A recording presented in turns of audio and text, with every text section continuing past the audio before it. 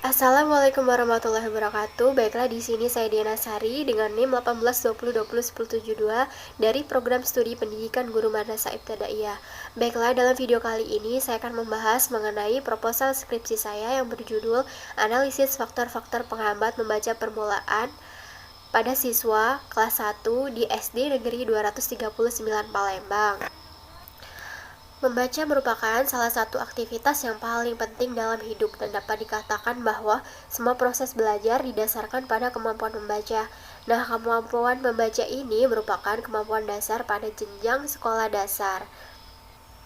Pemahaman membaca berkaitan erat dengan semua prestasi akademik. Semakin baik pemahaman membaca, maka semakin baik pula pemahaman pada semua disiplin ilmu yang memerlukan pemahaman membaca.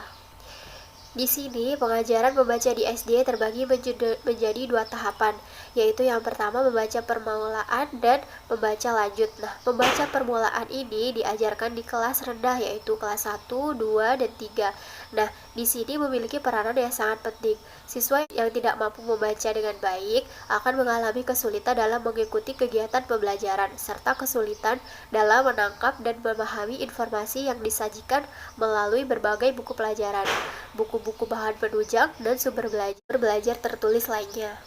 Siswa sekolah dasar perlu memiliki keterampilan membaca yang memadai. Nah, pembelajaran membaca di SD yang dilaksanakan pada jenjang kelas 1 dan 2 merupakan pembelajaran membaca tahap awal atau disebut membaca permulaan. Nah, penguasaan keterampilan membaca permulaan mempunyai nilai yang strategis bagi penguasaan mata pelajaran lain di SD. Oleh karena itu, semua siswa SD perlu diupayakan agar dapat membaca dan memiliki kelancaran dalam membaca. Nah, di sini meskipun berbagai upaya telah dilakukan agar siswa lancar dalam membaca, namun tidak jarang ditemui pula ada beberapa atau sekelompok siswa yang mengalami kesulitan dalam membaca. Nah, fakta di lapangan ini menunjukkan bahwa pada prosesnya dalam menguasai kemampuan membaca, 70% siswa mengalami kesulitan. Nah, kesulitan yang dialami oleh masing-masing siswa berbeda antara siswa satu dan siswa lainnya. Dalam kondisi ini, orang tua atau orang dewasa yang dekat dengan anak-anak perlu mengupayakan bantuan dan pendampingan agar anak yang mengalami kesulitan membaca ini segera mendapatkan penanganan yang tepat. Faktor-faktor penyebab kesulitan membaca yang dialami oleh setiap anak dapat disebabkan oleh faktor internal dari diri anak itu sendiri atau faktor eksternal di luar diri anak. Nah, faktor internal pada diri anak meliputi faktor fisik, intelektual, dan psikologis. Adapun faktor eksternal di luar diri anak mencakup lingkungan, keluarga, dan sekolah.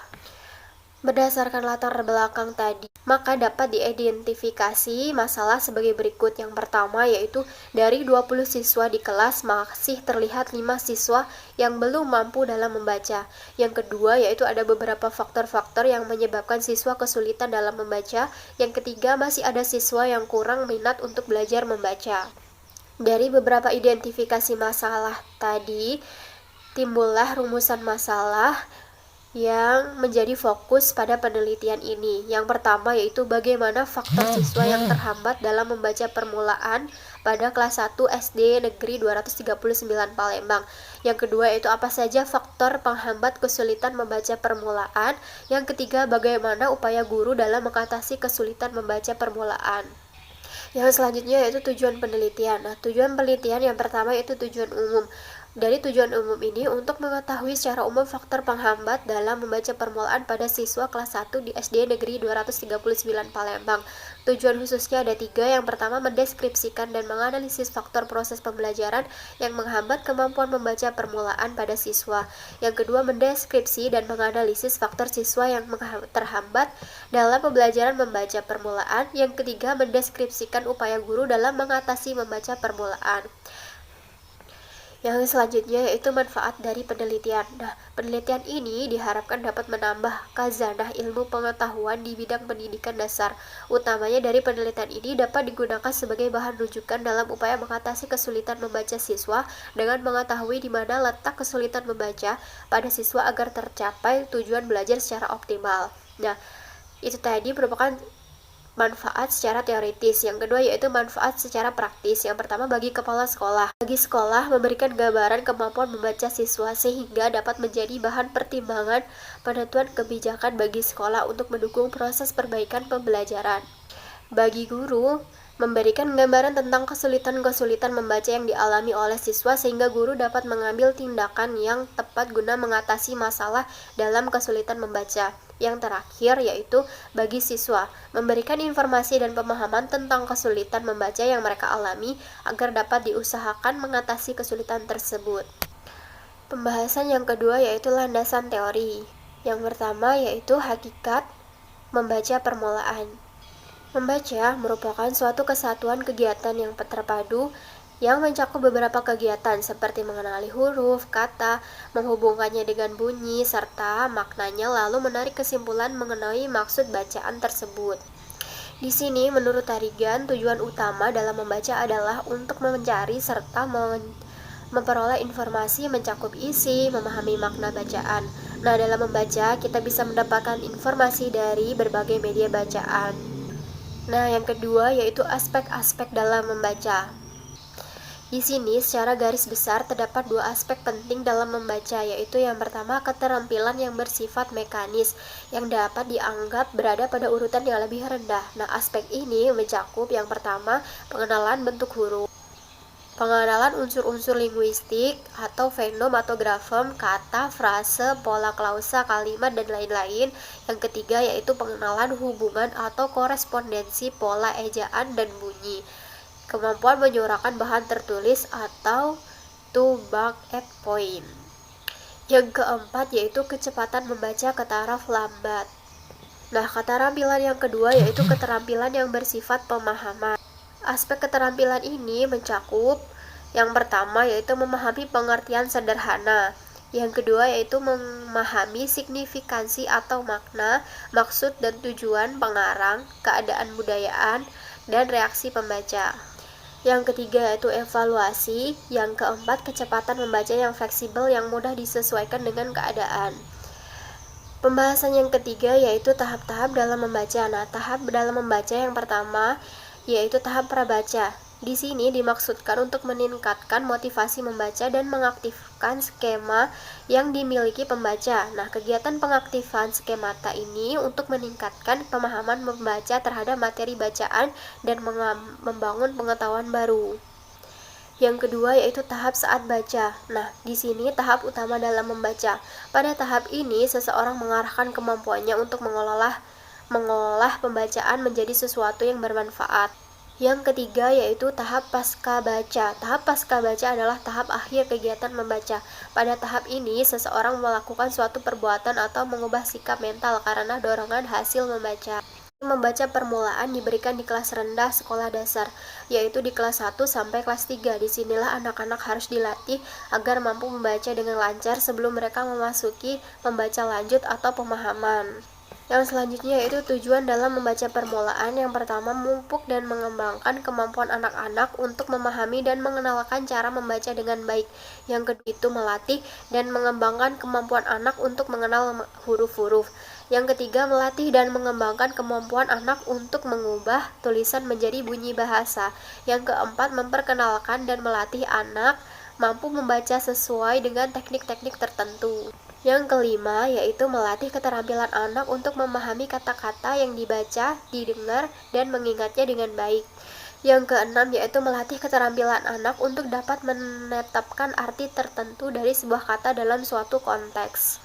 Yang selanjutnya yaitu faktor penghambat dalam membaca permulaan. Nah, faktor-faktor yang menghambat dalam membaca permulaan yaitu yang pertama, faktor intelektual. Nah, di sini mencakup kecerdasan anak, yaitu kemampuan siswa yang rendah dibandingkan dengan teman-temannya sehingga siswa tersebut lamban dalam membaca dan mengalami kesulitan dalam kegiatan pembelajaran. Yang kedua yaitu faktor lingkungan keluarga juga menjadi salah satu faktor yang dapat mempengaruhi kemampuan membaca siswa. Di sini mencakup latar belakang dan pengalaman siswa yang kurang, sehingga siswa sangat perlu keteladanan mereka. Yang ketiga yaitu motivasi. Kurangnya motivasi dari pihak orang tua siswa untuk mendorong dan memberi semangat untuk anaknya membaca. Yang keempat yaitu minat. Di sini kurangnya minat membaca bagi siswa yang menyebabkan tingkat keberhasilan anak dalam membaca sulit tercapai. Yang selanjutnya yaitu faktor-faktor yang mempengaruhi penghambat membaca permulaan. Di sini ada dua, yaitu yang pertama faktor internal. Faktor internal di sini terdiri dari faktor jasmania yang terdiri dari faktor kesehatan, kemampuan mengingat, kemampuan penginderaan seperti melihat, mendengar, dan merasakan. Yang kedua yaitu faktor psikologis yang terdiri dari usia, jenis kelamin, kebiasaan belajar, inteligensi, bakat, minat, emosi, motivasi, cita-cita, perilaku, dan rasa percaya diri. Yang kedua yaitu faktor eksternal. Faktor eksternal di sini terdiri dari dua, yaitu yang pertama faktor keluarga. Nah, di sini lingkungan pertama yang paling berpengaruh pada kehidupan anak yaitu keluarga. Yang kedua itu faktor sekolah. Nah, di sini sekolah merupakan tempat belajar anak setelah keluarga dan masyarakat sekitar, sehingga faktor lingkungan sekolah ini yang dapat mempengaruhi belajar anak. Yang selanjutnya yaitu metode dalam penelitian. Nah, di sini penelitian ini menggunakan metode kualitatif, yaitu mengungkapkan kajian analisis faktor-faktor penghambat pembelajaran membaca permulaan pada siswa kelas 1 di SD Negeri 239 Palembang.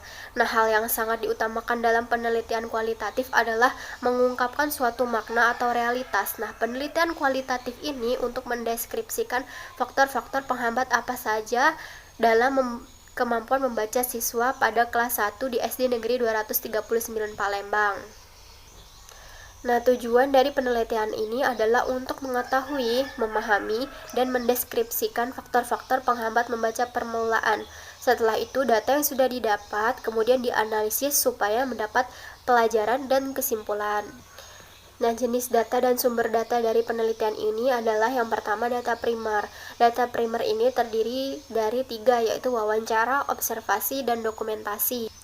Nah, yang kedua yaitu data sekunder. Nah, dari data sekunder ini yaitu data yang sebelumnya telah ada atau diperoleh secara tidak langsung oleh peneliti berupa buku-buku, dokumen, serta peraturan perundang-undangan yang berkaitan dengan penelitian ini.